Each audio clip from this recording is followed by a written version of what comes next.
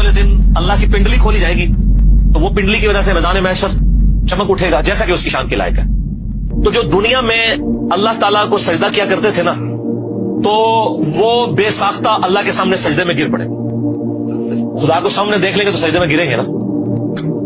अच्छा, अब जो अल्लाह के मुजरिम थे दुनिया में, जो नमाज नहीं पढ़ते थे, दुनिया में खुदा को सीरियस नहीं लेते थे, वो भी सजदे में गिरना चाहेंगे, लेकिन बुखारी के अल्फाज हैं कि उनकी जो कमर है ना वो तख्ता बन जाएगी।